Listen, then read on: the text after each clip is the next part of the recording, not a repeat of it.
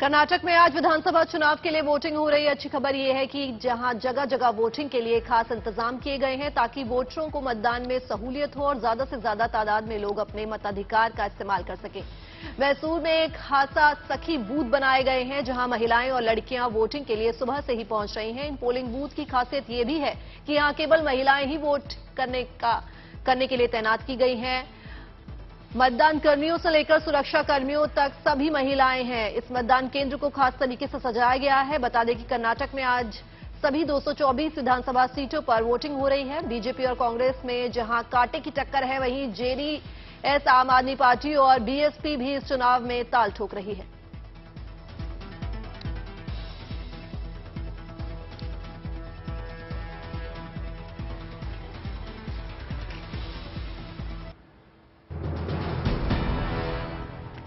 और चारधाम यात्रा के लिए उत्तराखंड पहुंच रहे यात्रियों के लिए राहत भरी खबर है। मौसम विभाग ने कुछ दिन मौसम साफ रहने की संभावनाएं जताई हैं। मौसम विभाग के मुताबिक राज्य में बारिश में कमी आएगी और मौसम खुशनुमा रहेगा।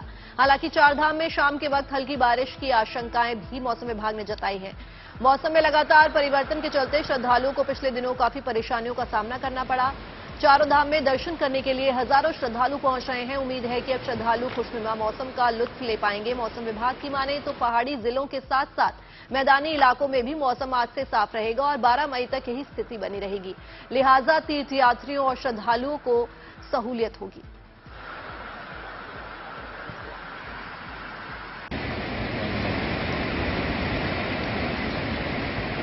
और चारधाम के यात्रियों के लिए ये अच्छी खबर आई है कि अब मौसम जो है वो 12 मई तक साफ रहेगा, बारिश में कमी आएगी और जो श्रद्धालु हैं उनको काफी खुशनुमा मौसम का जो है वो नजारा देखने को मिलेगा। चारधाम दर्शन करने के लिए हजारों श्रद्धालु जो है इस वक्त उत्तराखंड पहुंच रहे हैं और अब उम्मीद ये की जा रही है कि श्रद्धालु जो है वो खुशनुमा मौसम का लुत्फ उठा सकेंगे। उत्तराखंड के बागेश्वर में मई के महीने में हुई झमाझम बारिश का सकारात्मक असर भी हुआ। मैदानी क्षेत्रों में बारिश और उच्च हिमालय क्षेत्र में जबरदस्त बर्फबारी के बाद कई सालों बाद पहली बार हिमालय मई के महीने में शीशी की तरह साफ दिखाई दे रहा है। आमतौर पर इस मौसम में आग के तांडव से पर्यटकों को हिमालय के दर्शन से वंचित रहना पड़ता था। अब स्थिति ये है कि कौसानी और बैजनाथ में पर्यटक हिमालय के दर्शन कर रहे हैं। मई के महीने में हुई बारिश से इस बार गर्मी के मौसम में जंगलों में आग की घटनाएं बिल्कुल नहीं है और मौसम साफ हुआ है। यहां मई के महीने में ठंड का एहसास हो रहा है और हिमालय के भी अच्छे खासे दर्शन हो रहे हैं, लेकिन जंगलों में अभी आग का खतरा टला नहीं है। लिहाजा वन विभाग सतर्कता बरत रहा है और जंगल की आग पर काबू पाने की तैयारी कर रहा है।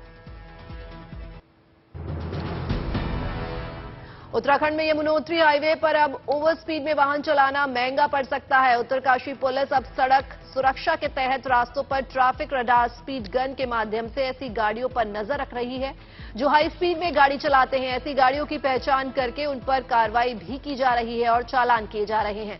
अभी तक इन पहाड़ी इलाकों में इस ट्रैफिक रडार स्पीड गन का इस्तेमाल नहीं होता था, लेकिन अब हाईवे पेट्रोलिंग टीम यात्रा मार्गों पर इनके जरिए चेकिंग करके ओवर स्पीडिंग पर रोक लगा रही है।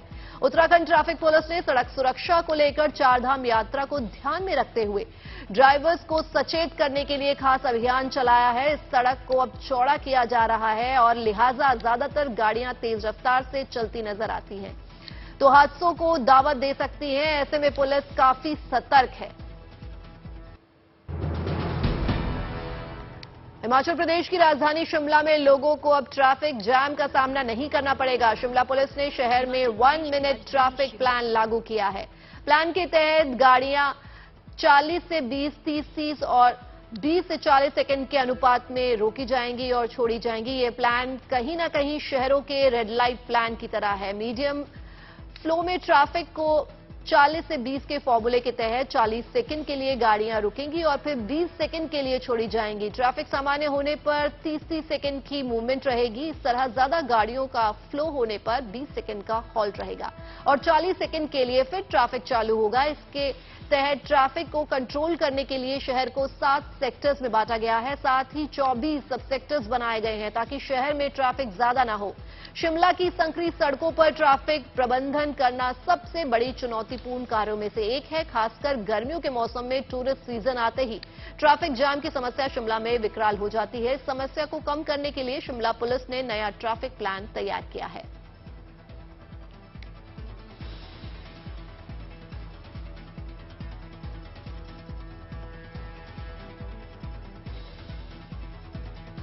और इस नए ट्रैफिक प्लान से अब शिमला में नहीं होगी भीड़भाड़।